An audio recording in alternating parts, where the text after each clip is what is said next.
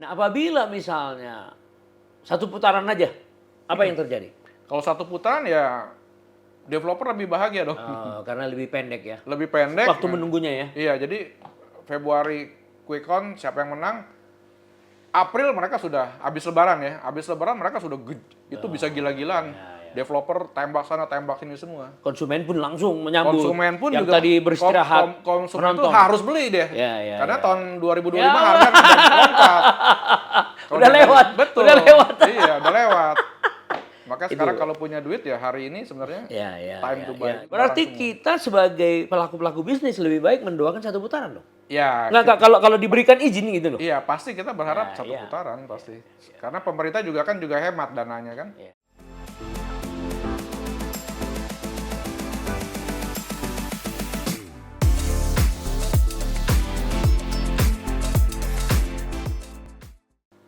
Sobat Panangian, kali ini saya mengundang seorang legend.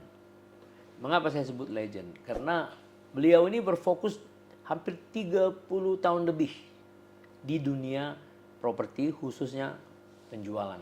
Ya. Tentu penjualan dengan marketing itu adalah satu yang tidak bisa dipisahkan. Setelah S1 selesai, dia bekerja tidak langsung di properti. Tapi tidak juga lama langsung masuk ke sebuah perusahaan yang sangat terkenal pada saat itu namanya Lipo Group. Karena yang memperkenalkan penjualan pre-selling di Indonesia ini ya Lipo Group. Nah, disitulah dia berkecimpung sekitar 2 tahun. Setelah itu dia langsung membuka sebuah perusahaan yang dikenal dengan One Property. Dan 5 tahun terakhir ini memang dia agak sedikit meninggalkan One Property-nya, walaupun masih ada secara legal masih ada, tapi meninggalkan kegiatannya sekarang. Lalu dia masuk ke sebuah lingkungan baru yang dia ciptakan sendiri, namanya Sinergi Group. Ada Sinergi Group di Greater Indonesia, Jakarta, ada Indonesia, ada juga di Surabaya dan seterusnya. Nanti akan kita dengar ceritanya. Siapa lagi kalau bukan Ismet Nata Karmana. Selamat datang, Bung. Ya, selamat datang Pak Panangian yang hebat. Kalau Anda tahun 90, saya tahun 86, itu cuma selisih 4 tahun, Pak. Oh, iya. Jadi Anda saya bilang legend emang konsisten. Seorang legend itu kan konsisten. Nah, ketika Anda mulai ke membuka One Property, apa pekerjaan yang pertama lah? Misalnya apakah dia landed, apakah ruko, apakah... Pertama kali tentu saya pasarin rumah ya di Cilegon waktu itu. Oh, Cilegon ya? Cilegon awalnya ketika saya dari Lipo, keluar dari Lipo, oh iya, langsung lokasinya pun nggak jauh ya? Cilegon. Ya. Terus? Nah, setelah itu saya terus pegang banyak proyek. Proyek ya. Cuman terakhir saya pegang satu proyek yang sulit lah ya. Itu dari developer nomor 1 di Indonesia saat ini. Oh. Nah, itu jual ruko. Dan untungnya saya berhasil gitu. Oh. Nah, akhirnya saya dikenal sebagai spesialis jualan proyek ruko sulit. Sulit ya. Ruko sulit. Ya. Ruko sulit ya. Nah, terus berkembang lah. Akhirnya saya dapat banyak proyek yang sulit-sulit. Oh. Sayanya bangga. Yang ada masalah ya. Yang saya rekrut marketingnya, marketing gak ada yang mau ikut. Karena kalau inget Ismet. Maksudnya gimana? Maksudnya nggak mau ikut kenapa? Ya, karena ketika proyeknya sulit. Kalau mereka bilang, wah Ismet ya, hebat tuh Ismet gitu. Nah, terus? Terus mau ikut nggak? Nggak mau dia bilang. Soalnya Pak Ismet tuh pegangnya proyek yang sulit-sulit. Oh. Gitu. Jadi nggak ada yang mau. Iya, jadi nanti ya fee-nya jadi kecil karena nggak laku. Iya, nggak laku. Oh, Tapi gitu. ya, Terus? memang saya waktu itu punya moto, jadikan rintangan dan tantangan itu kendaraan. Untuk membuktikan kita yang terbaik. Waktu masih muda ya. Iyalah. Itu semangat. Motivasi. Jadi makanya saya one step ahead daripada orang-orang yang lain karena saya ngerjain yang susah-susah akhirnya mesti berpikir terus kan bagaimana supaya bisa selesai. Kurang lebih kayak gitulah. Nah, kemudian hampir berapa tahun itu artinya Anda selalu kebetulan menangani proyek yang sulit karena tentu pengembang-pengembang yang memiliki penjualan yang sulit pasti menghubungi Anda kan? Betul. Nah, itu berapa proyek itu kalau dihitung kira-kira sampai nggak semuanya sulit sih. Tapi kenyataannya nggak semua sulit ya? Semua sulit. Saya sampai saat ini saya ada 300 proyek ada. Oh, ya. 300 proyek ada. Jadi dalam kurun waktu setahun itu saya bisa pegang 15 sampai 20 proyek. Iya. Tapi ada proyek kecil, proyek menengah, Iya, dan hampir tidak pernah proyek besar. Iya. Karena proyek besar itu kan hampir tidak ada masalah. Iya, biasanya gitu. Ya, yang masalah itu ya menengah kecil itu kan masalah. Ya, tapi ada juga proyek besar, tapi ada klaster yang bermasalah kan, ada kan? Betul. Iya, ada juga. Brandnya besar, tapi klasternya bermasalah kan, ada kan, karena desain, karena apa. Betul. Nah, kenapa Anda bilang tadi, Bung bilang tadi bahwa sebenarnya tidak sulit. Apa maksudnya? Karena kan orang bilang sulit nih, pengembang yang merasa susah jual, udah kasih aja sama Ismet lah. Terus Anda bilang nggak sulit kok, apa maksudnya? Enggak juga sih. Ya sulit juga gitu. Ya, dibilang sulit dari luar karena pemiliknya kan merasa ada masalah. Tapi setelah Anda tangani apa sebenarnya? Pada umumnya masalahnya apa? Basicnya gini, ketika kita memegang satu proyek yang sulit, sebelum saya pegang tuh saya analisa dulu. Ya. Saya analisa dulu, itu contohnya seperti gadis cantik. Ya. Gadis cantik yang gadisnya cantik dulu, harus cantik. Tapi dia rambutnya berantakan, bajunya berantakan. Tapi dasarnya dia cantik. Cantik. Tapi belum dipoles. Betul. Belum dipoles mungkin karena udah kelamaan ya dibiarinin aja.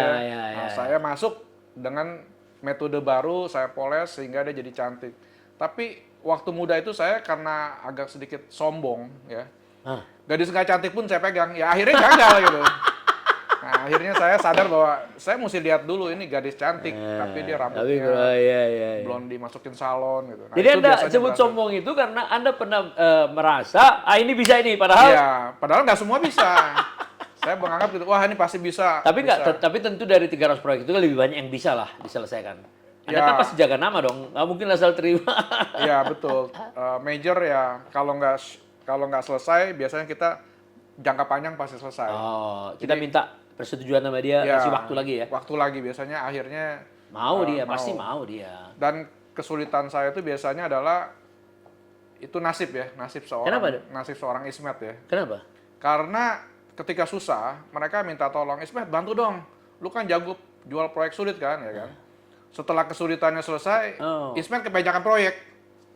Akhirnya mereka pikir, wah tugasnya Ismet udah selesai. Kita yang lanjutkan gitu ya? Kita lanjutin karena Ismet udah susah dicari karena pegang proyek banyak gitu. Nah sejak itulah saya kayak sekarang ya hari ini saya selalu pegang proyek itu berdua. Saya ke strategik, satu lagi teman saya yang ke perang yang ngurusin sales. Supaya fokus. Saya datang bertemu idenya gimana. Tapi kan mesti ada yang perang. Iya dong. Nah, jadi yang perang itu partner saya, jadi saya selalu berdua sekarang. Ya, jadi artinya Anda mencari posisi yang lebih mudah dalam soal mengatur orang supaya lebih fokus pada strateginya. Ya. Karena sudah ngumpul dari 300 ini sudah intinya lalu yang perang lah. Saya sekarang mikirin strateginya, kurang lebih gitu ya. Nah, terus bagaimana hubungan kerja sama antara director lah Anda, strateg director dengan orang yang perang ini, panglima ini? Bagaimana hubungan kerja Pak? Artinya bagaimana pembagian tugasnya? Maksudnya soal pembagian fee juga? Ya, kalau saya pasti kita bagi dua lah. Oh, selalu 50-50 ya? Jadi kalau kita meeting, saya datang seminggu sekali ke developer, kita evaluasi, saya bilang, lu bikin data ini dong, kan mereka punya tim. Jadi saya nggak bertempur dengan in-house-nya mereka. Iya dong. Malah mereka senang karena kita dapat advice. Kalau dulu, saya waktu zaman perang, Ismet, sini bantu gue nih, lu spesialis project sulit kan? Akhirnya orang yang ini jadi inferior kan dia, jadi merasa ada saingan. Dia kunci saya. Nah ketika dikunci, kalau saya nggak bisa lepas, saya bisa kalah juga. Tapi kalau sekarang saya bantu mereka. Kolaborasi ya. Kita cari jalan keluar sama-sama. Bagaimana cari salesnya, bagaimana, trainingnya gimana. Kan teman saya banyak nih. Kan? Jadi lebih kepada advisor sebenarnya. Advisor betul. Advisor. Ya, saya kira memang profesional yang sudah puluhan tahun memang harusnya jadi advisor supaya semua pengalaman yang diakumulasi itu bisa di-share kan. Betul. Bagi proyek-proyek baru kan, karena ujung-ujungnya kan kalau sales itu kan masalahnya nggak akan beda ujung-ujungnya. How to make transaction. Cuman itu doang kan. Nah, cuma beda waktunya, beda ada suku bunga apa, segala macam kan itu ada perbedaannya kan. Nah, kemudian belakangan ini 5 tahun Anda sudah mendirikan sinergi. Ya, sinergi ini dan direspon oleh Real Estate Indonesia. Di situ ada ketuanya Toto, ada Harigani sebagai sekjen, ada juga ketua baru juga masuk semua. Nah, apa sebenarnya gagasan atau di balik gagasan, apa visi di balik gagasan itu? Mengapa ini sinergi harus berdiri? Ya, awalnya gini, saya tuh belajar dari bos saya, Oh, Andreas Nawawi. Andreas Nawa itu dulu saya kenal direktur orang kedua di Lipo Property. pertama sekali. Iya, Yang orang kedua pertama dia Edi terakhir. Sindoro. Orang pertama di Lipo itu Edi Sindoro, Ya. orang kedua Oh Andreas ya, Nawawi. ya. Orang ketiga saya itu tahun 1992. waktu Ya, itu. ya. Saya diajarin action dulu, baru perbaiki gitu. Banyak orang itu dia kalkulasi, hitung. Ketika dihitung kayaknya nggak mungkin deh. Akhirnya nggak action gitu. Iya. Nah akhirnya dari situ saya berinisiatif, aku mau kumpulin semua bekas bos-bos aku di dalam satu grup WhatsApp.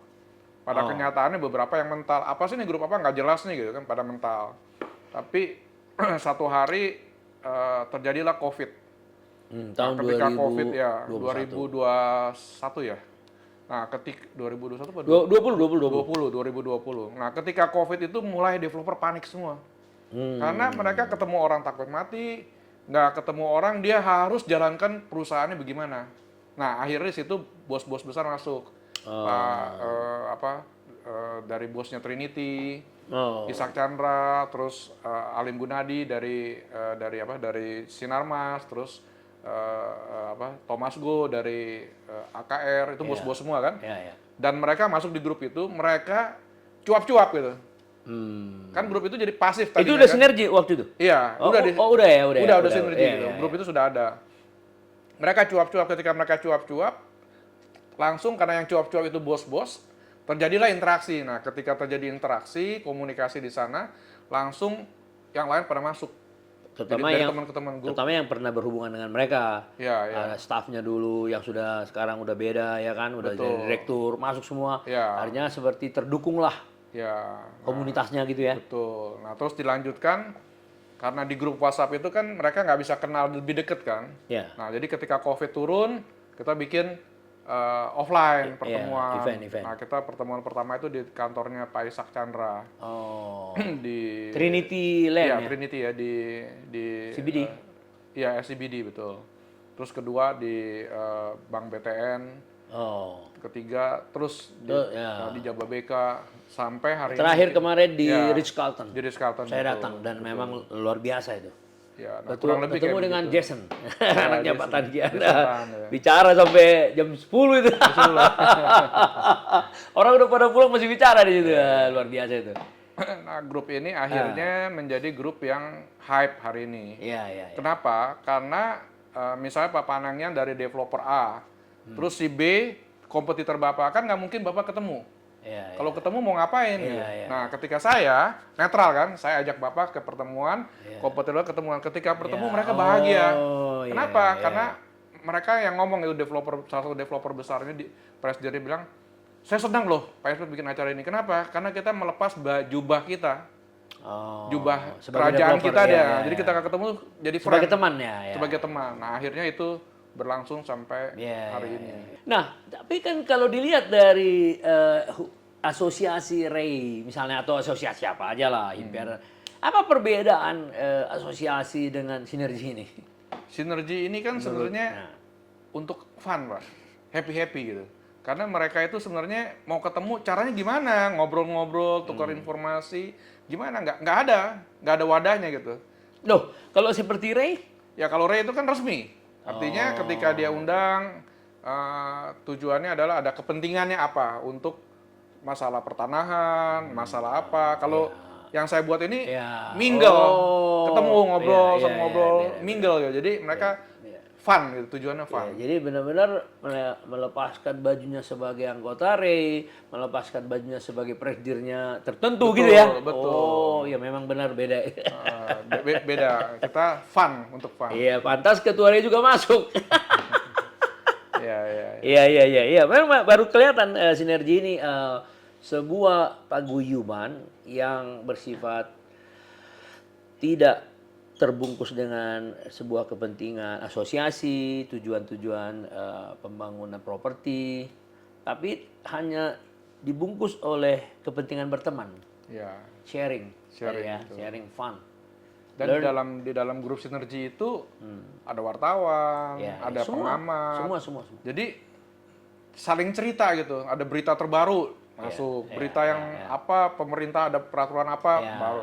Akhirnya grup sinergi ini walaupun kadang-kadang bos-bos itu kan jarang buka WhatsApp kan. Kalau malam baru buka. Dia bilang, "Gila nih Ismet nih kan, satu hari aja udah 100," dia bilang gitu. Tapi dia baca gitu.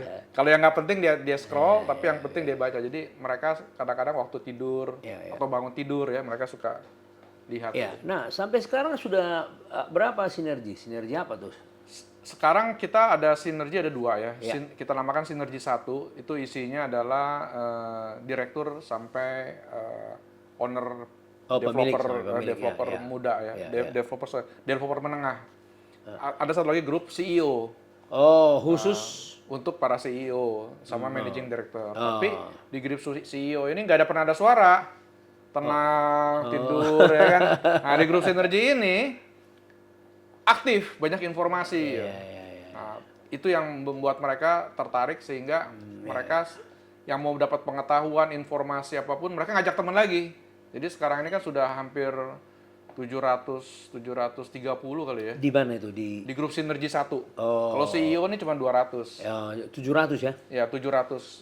Jadi 5 tahun yang umurnya ya. Ya, 5 tahun betul. Tapi bertumbuhnya sampai 700 itu baru sekitar 3 tahun setelah Covid Betul. ya. Pada saat Covid dia naik drastis. Ya, 2020, 21, 22, 23 ya. Ya, betul. Terakhir ini ya. Nah, berarti perkiraan Ismet sampai tahun depan akan naik lagi dong jumlahnya. Ya, jadi sekarang gini, saya ini udah kewalahan. Karena saya itu tipikal orang yang adrenalinnya naik, saya kerjakan. Walaupun itu no business buat saya. Cuman saya happy gitu. Karena bayangin seorang bos itu mau datang ke acara sinergi itu kan bahagia. Iya. Nggak mudah loh undang bos-bos itu. Tapi Iya. dengan aktivitas sinergi itu mereka mau datang, itu saya bahagia. Nah sekarang kita pecah-pecah, ada grup golf, sinergi golf, sinergi goes, sinergi restoran, terus yang terbaru. Apa itu restoran? Kenapa restoran? Jadi bos-bos restoran kita kumpulin, kita bikin pertemuan. Nah nanti saya akan linkkan bikin ekosistem. Karena developer itu kan perlu restoran, ya kan, ruko-rukonya, ya kan. Oh iya. Tapi bos-bos itu juga perlu relax. Ada sinergi golf. Oh iya, oke. Perlu activity yang ringan, ada sinergi goes. Iya. Nah, jadi kita ya grupnya jadi banyak nih. Makin banyak, makin pusing saya. Ya, tapi ya makin banyak paling pusing padahal dia yang mendirikan, luar biasa nih. Ya, pusing. Iya, Tapi gimana cara ya happy kembangin aja bagi tanggung jawab. Betul. Nah, itu yang saya happy itu adalah golf. Golf itu waktu pertama kali mulai kita takut semua kan, nggak bisa move on gitu karena masih baru. Tapi terakhir acara sinergi golf party itu sangat sukses. Kurang lebih 92 yang datang.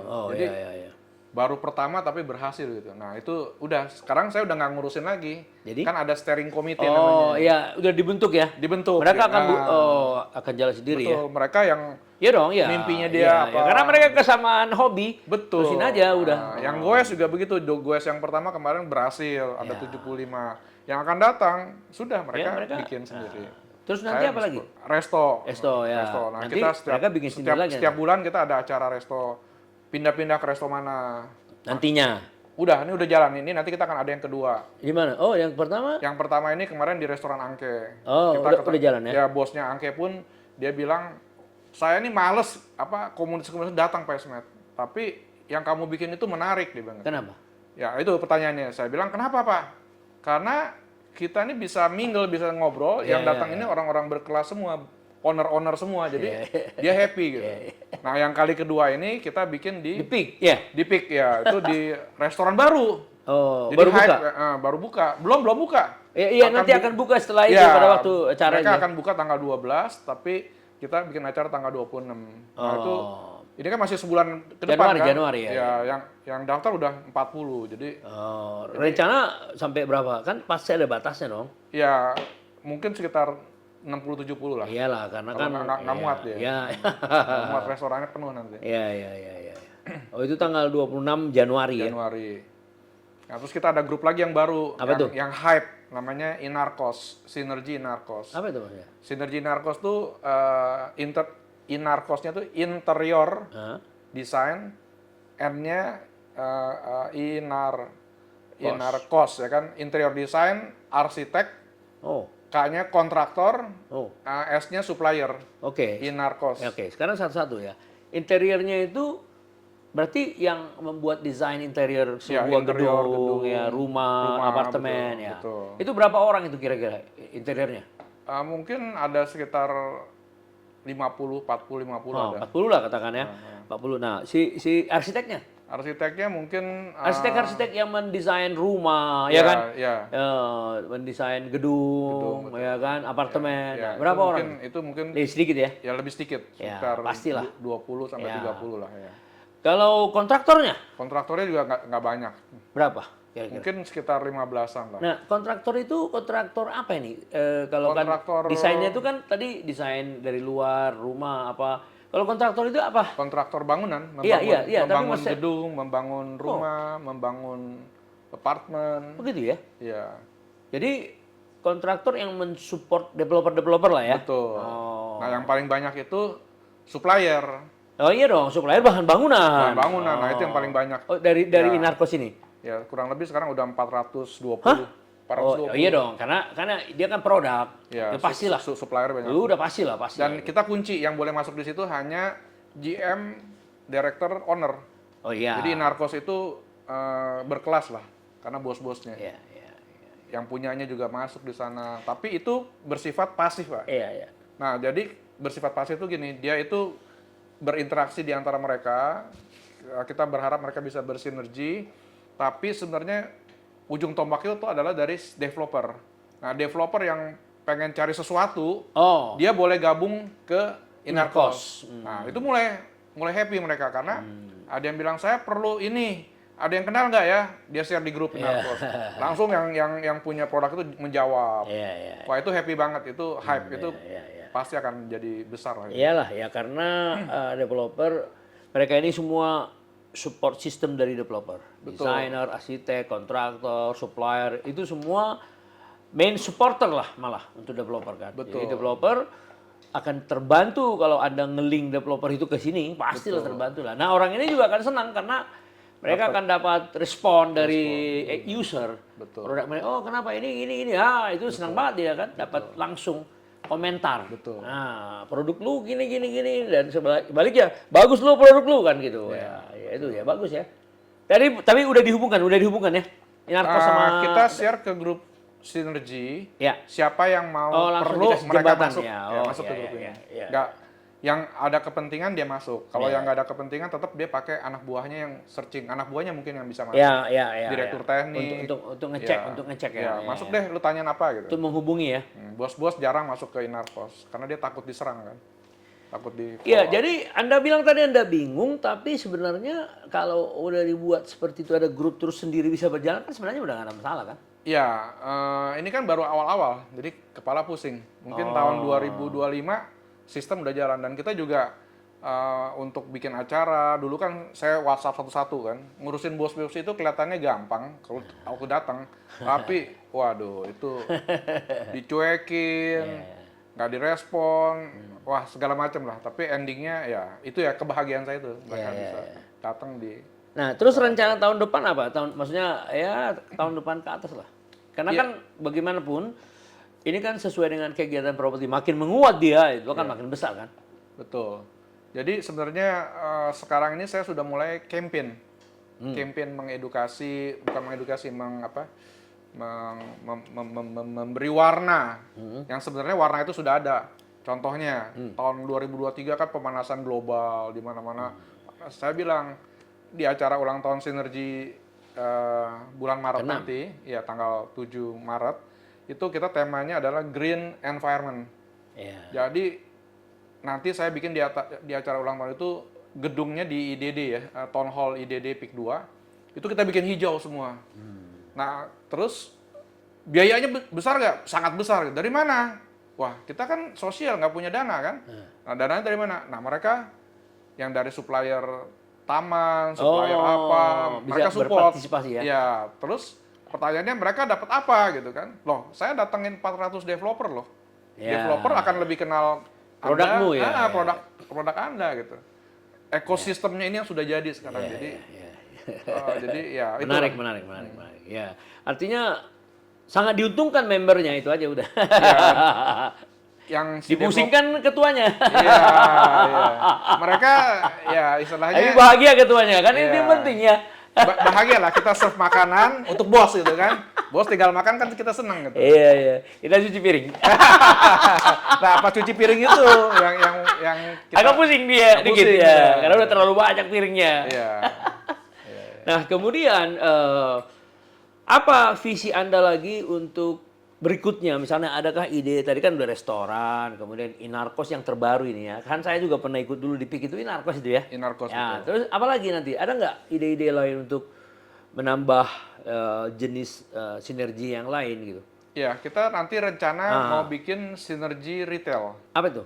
Retail itu yang di mall-mall kan ada retail. Oh, retailer ya. Retail. Iya. Retail. Nah, itu kita on plan. Tapi belum sekarang, mungkin habis. Apa manfaatnya itu? Buat saya for fun aja. Tapi Nggak untuk mereka. untuk mereka ya seneng dong kalau mereka punya bangun mall, bangun apa gitu kan, mereka butuh sesuatu, udah makanan sudah tersedia, tinggal dia mau ambil buffetnya sudah tersedia ya, tinggal dia mau makan udang, mau makan apa, istilahnya begitu. Iya. Kalau developer nih dia perlu, wah gue perlu restoran ada 20 nih. Iya. Cari di mana ya? Udah, nih ada Sinergi Resto. Iya. Masuk aja ke grup. Kan udah enak. Oh, iya. Dia butuh apa? Oh, gue mau cari kontraktor. Masuk aja ke Inarkos. Ya. Nah, kurang lebih kayak gitu. Jadi ekosistemnya ini membuat everybody happy gitu. Iya, sangat luar biasa itu. Iya, jadi tapi kalau tahun depan retail lah yang dipikirkannya retail ya. Ya, retail sama saya mau nikahkan semuanya. Nantinya ya. Jadi satu ekosistem. Jadi Ya, nanti ya, satu hari kita bikin acara, targetnya mungkin sekitar bulan September tahun depan. Kita akan bikin di ballroomnya Ritz-Carlton Mega Kuningan. Oh. Nah itu kita akan undang campur semua, yang golf, yang goes, yang Inarkos semua jadi satu. Itu ujung dari 2024 nanti, biar mereka bersinergi. Iya. Dan kita mau bikin nanti namanya business wall. Oh. Business wall. Jadi kita akan ada business wall beberapa tempat, itu isinya mereka tempelin kartu nama aja. Iya. Kartu nama mereka tempelin, tapi bos-bos kan nggak mau tempelin, tapi yang di suppliernya atau apa dia tempelin. Jadi ketika bos-bos lihat, oh gue perlu ini nih, tinggal kontak. Iya. Karena supplier, resto atau apa kan mereka kan butuh developer. Iya dong. Iya. Nah developernya kan nggak mau bosnya taruh kartu nama di situ, dia nggak mau, nanti dia ditakut dikejar kan. Tapi dia bisa lihat gitu. Iya. Bagus tuh. Itu ide yang sangat bagus. Nah, kemudian setelah sudah 6 tahun nanti ya, Anda mau target 2025. Nah, enggak dong, 2024 dong. 2024 5 tahun. Iya. Oh, 2024 5 tahun. Oh, Ya, jadi sekarang baru 4 tahun ya. 4 tahun, bulan Maret ini. Tanggal 7 baru 5 tahun. 5 tahun. 2024. Nah, tadi puncaknya nanti akan ada sebuah pertemuan di Ritz-Carlton Ballroom ya. Di ballroom ya. Ya, semuanya hadir di sana. Ya, semuanya. Terus supplier-suppliernya kita ada stand. Ya. Nah, kira-kira kalau menurut pandangan Ismet tentang perumahan atau properti dari komentar mereka yang selama ini developer di tahun 2023, tahun politik kan, banyak sekali agenda. Ada pengaruh negatif dari perhelatan? Kalau saya tanya teman-teman, ada pengaruh. Penurunan ya? Penurunan. Bukan karena kekurangan daya beli, tapi mereka lebih senang menonton.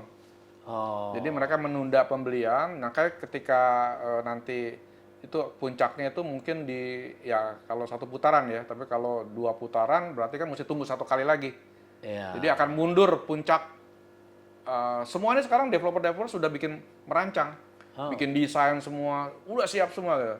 Jadi mereka ketika pemilu selesai, mereka sudah gebrak gitu. Pembeli pun juga sebenarnya menonton dulu. Duit ada, tapi dia belum take action gitu. Tapi kan sebenarnya kalau ternyata pemilunya berhasil bagus kan, Wah, uang itu nanti langsung masuk iya, kan. langsung Nah, akan terjadi lompatan properti. Makanya sekarang ini kan sebenarnya waktu COVID awal kita bilang time to buy. Hari ini sebenarnya time to buy juga. sama. Karena developer kan ketekan kan, karena orang menunggu kan. Nah, jadi harganya Masih apalagi sama. apalagi ada nanti Januari ini akan keluar free PPN kan. ya. Nah, itu pemerintah bagus sekali kan. Ya, Jadi peluru sampai disiapin Juni. semua ya. Wah. Tinggal nembakin ya. Betul. Nah, sekarang kalau dilihat dari proses-proses pemilu kan, Februari kan ada tanggal 14. Betul, ya. Hari itu juga ada quick count. Ya. Nah, apabila misalnya satu putaran aja, apa yang terjadi? Kalau satu putaran ya developer lebih bahagia dong. Karena lebih pendek ya. Lebih pendek. Waktu menunggunya ya. Iya, jadi Februari quick count siapa yang menang? April mereka sudah habis lebaran ya. Habis lebaran mereka sudah itu bisa gila-gilaan.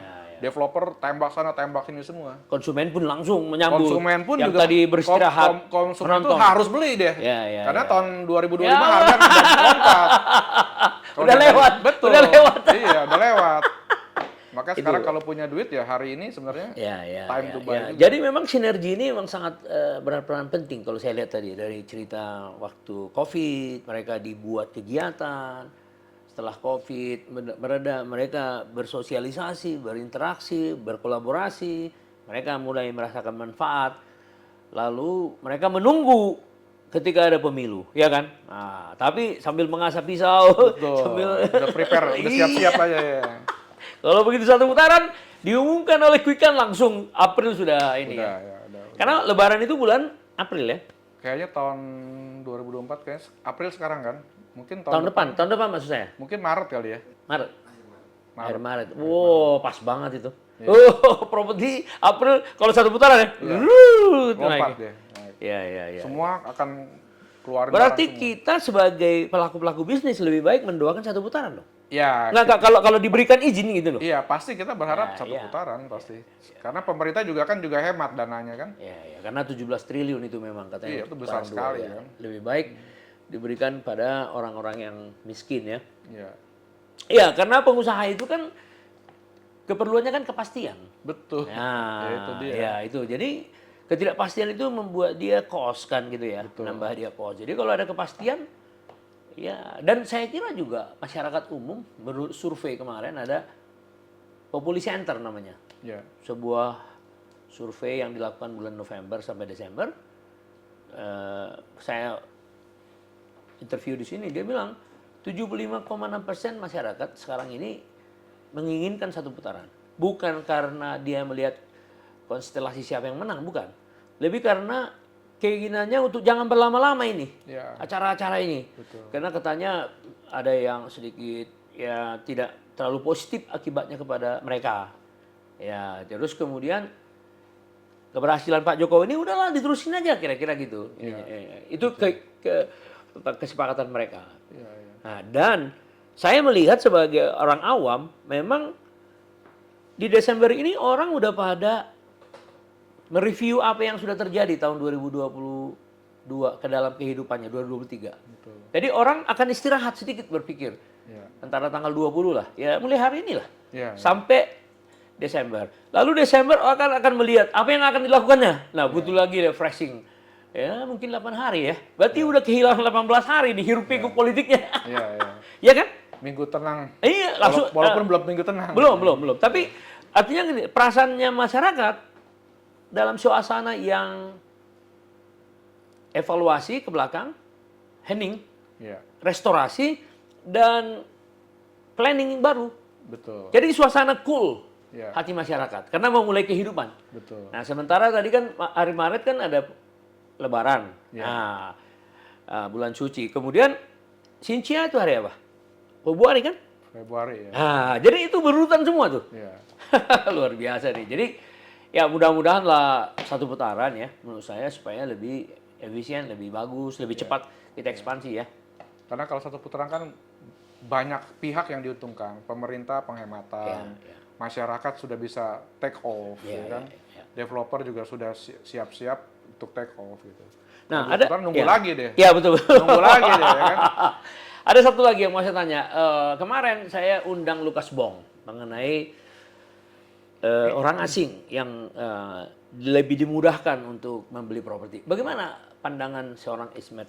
Ya, mestinya sih kalau peraturannya itu jelas, clear, dan semuanya oke, mungkin perlahan-lahan akan beranjak. Karena apartemen-apartemen yang mahal itu kan, itu kan perlu masuk investor dari luar kan. Ya. Nah, kalau rumah-rumah yang murah, itu mungkin kan mereka nggak boleh masuk kan. Itu untuk Dia di bawah 3 miliar warga, dia. warga Indonesia lah. Nah, itu kan akan ketika duit masuk dari luar kan, developernya happy, akhirnya developer bangun lagi kan. Iya. Jadi cash in-nya mesti banyak, artinya sangat positif. Sangat kalau positif bisa. ya. Jadi saya kemarin mengundang seorang tokoh ekonom senior dari Universitas Indonesia, Faisal Basri. Dia bilang, "Bang, gimana kalau sejuta orang asing membeli properti kita?" Abang bilang tadi 3 miliar, loh 3.000 triliun bang, itu sangat bagus. Loh itu luar biasa itu. Pemikiran seorang ekonom senior ya. Jadi saya juga mendengar dari Lukas Bong begitu, dari Anda begitu, saya semakin optimis ya. Bahwa kalau ada kesepakatan kita untuk membuat Indonesia negara maju, ya udah kita undang lah. Jadi ya dia bilang bila perlu ya sebuah kedutaan itu bikin desk untuk mengintroduksi mengenai properti di Indonesia gitu. Jadi ketika tahu mengenai Indonesia udah tahu mengenai properti gitu katanya. Oh luar biasa itu. Betul. Ya. Ya kita berharap peraturan pemerintahnya semakin clear, makin jelas. Terus ada campaign di luar negeri. Ya, campaign. Karena kan Indonesia akan jadi salah satu negara terbesar di dunia kan. Ya. Tentu harga kita kan masih murah Oh, properti. ya, paling Nanti murah kan akan malah. naik, betul. Ya. Nah, mudah-mudahan. Terus DPP RI juga ada yang menangani khusus dengan sosialisasi mengenai orang asing itu. Ya. Rusmin ya. Ya, Pak Rusmin Rusmin Lawin sama ya. Pak Ignes ya. Iya. Kemarin Pak Ignes diundang sini. Ya, udah sama pendapatnya. Rusmin juga diundang sini sama. Jadi dia mengatakan banyak orang luar tuh suka dengan Indonesia. Cuman balik lagi tadi, dia pengen detail. Ya, peraturannya jelas. Nah, ya gitu. Tapi menurut orang-orang yang ada di sini kemarin saya ada beberapa pengembang dia bilang sudah mulai clear katanya. Ya. Jadi tinggal mungkin karena ada pemilu Campaign juga ya. katanya. Ya, ada pemilu juga ya. Di campaign lah, setelah pemilu Ya. di campaign. Ya, betul. Jadi kalau menurut pandangan Ismet, properti itu mulai bangkit setelah pemilu ya. Secara umum. Mestinya begitu. Ya. Mesti begitu. Bahkan lompatannya bisa cukup tinggi itu. Ya, berarti terjadi tahun 2025 itu ya. 2025, Pak. Luar biasa ini. Kebetulan memang ada salah satu capres yang betul-betul ingin membangun, bahkan dia minta ahli dari SDB Singapura itu datang. Iya, untuk membangun rumah apartemen murah. Apartemen murah betul. Seharga 550 juta paling tinggi. Tapi link dengan stasiun LRT. Wah, luar biasa itu. Betul. Ya, artinya niat untuk membuat itu menjadi sebuah produk kalau dia menang, berarti kan luar biasa nanti propertinya. Karena hari ini kan apartemen kita kan kurang bagus. Iya. Tapi di seluruh dunia itu Justru apartemen yang justru bagus. apartemen yang bagus gitu. Jadi ya minimal yang link-link dengan LRT itu yang akan menang duluan lah. Iya dong. Enggak, karena itu akan memudahkan para Transportasi. Iya dong, bagi mereka yang tinggal supaya beban transportasi itu jangan terlalu mahal. Betul. Iya kan? Dengan dekatnya itu. Jadi kerjasama antara pemerintah pusat dan pemerintah daerah. Betul. Nah, karena biasanya katanya kalau di DKI sukses, di mana-mana sukses. Betul. Saya percaya itu. Mana Anda percaya nggak itu? Pasti kan sebenarnya nih masa depan Indonesia ini adanya kan di koridor timur nih sebenarnya. Kenapa? Karena kan sekarang kan ke barat, tapi akan ke timur. Kenapa? Karena kan ada WUS, ada LRT nyambung kemana. Bahkan pemerintah bilang mau ada MRT. Balaraja Cikarang kan? Ya. Berarti kan transportasinya, wah itu luar biasa. Jadi ya kita berharap. Presiden Jokowi baru pulang dari Jepang untuk mendanai komitmen itu. Iya, itu luar biasa loh. Iya. MRT dari Balaraja Cikarang itu udah orang mau tinggal di Balaraja kerja di Cikarang atau kebalikannya orang kerja di Jakarta dia mau tinggal di Cikarang udah ini yang penting harga tiketnya jangan terlalu mahal aja. Saya kira enggak, pemerintah akan mensubsidi. Nah, ada lagi satu dengar berita dari BSD sekitarnya akan nyambung ke TB Simatupang. Iya. MRT lagi. MRT lagi itu. Jadi dua ada tiap MRT-nya. Ya itu yang mesti terus di Iya. apa? Saya yakin dalam pemerintahan yang ke depan ya Saya kira itu akan terwujud. Ya. Ya.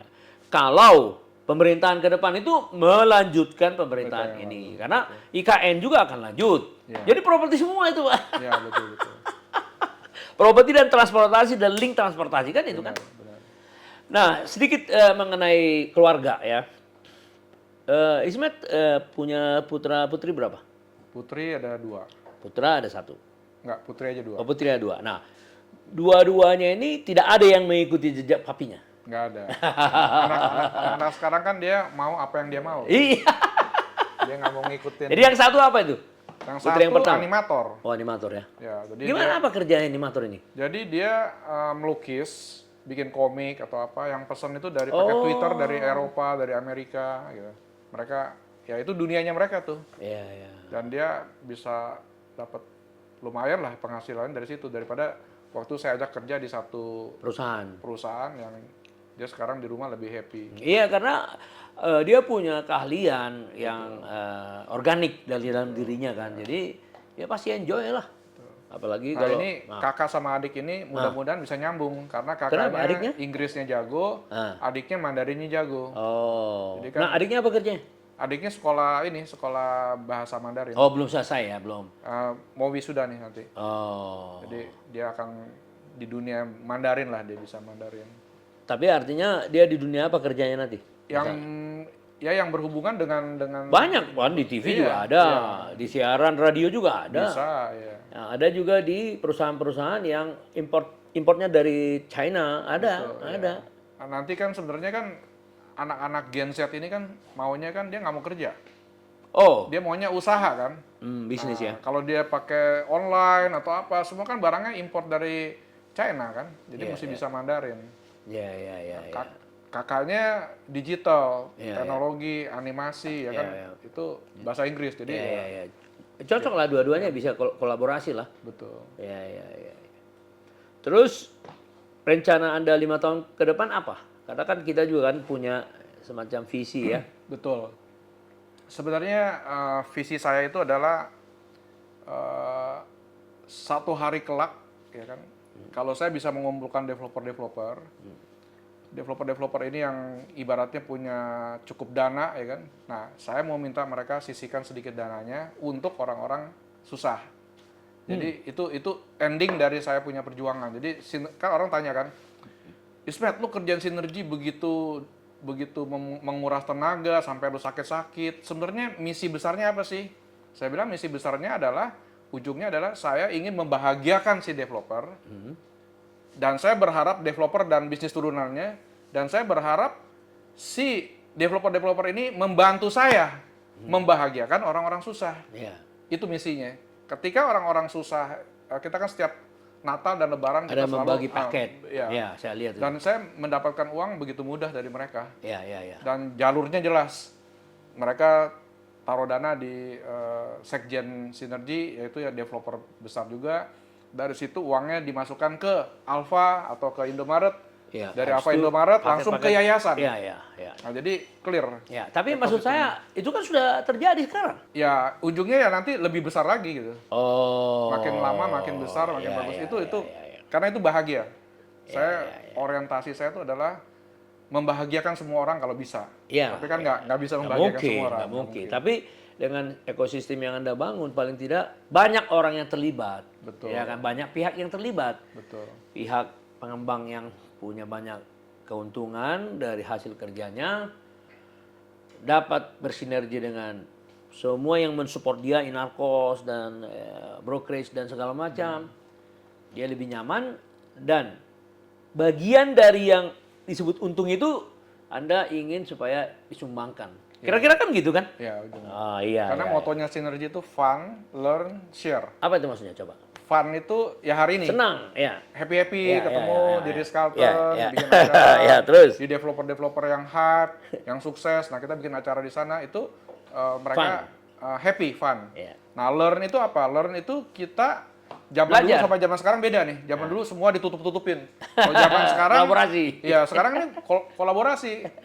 Bayangkan kita bikin acara kemarin di Ciputra Cisauk yang omsetnya 1,5 triliun. Ya. Ya kan dalam satu one time gitu kan. kita bikin acara di sana. Yang datang Ya. itu kan bisa kompetitor siapa aja gitu. Ya. Dan itu mereka terbuka. Ya tentu yang rahasia tetap nggak Dipegang. diumumin. Tapi mereka datang, ayo lihat di tempat gue gitu. Terus? Nah, itu learn kita. Learn, ya. Nah, yang ketiga, fun, learn, share. Share. Share itu bisa share ilmu pengetahuan, bisa juga share yang kita bilang donasi gitu. Oh Jadi- ya. jadi- Share. Share keuntungan. Ya, share donasi. Bahkan share pendidikan seperti dengan Iya. partnernya School Property. Iya. Ya kan kita besok kan Iya. di- Januari itu- Iya, Januari. Tempat kita dikasih tempat free sama Bapak. Iya. Makanan ada yang sponsor, ya kan? Speakernya juga free, ya kan? Jadi Luar ya, biasa. itu Itulah Ismet.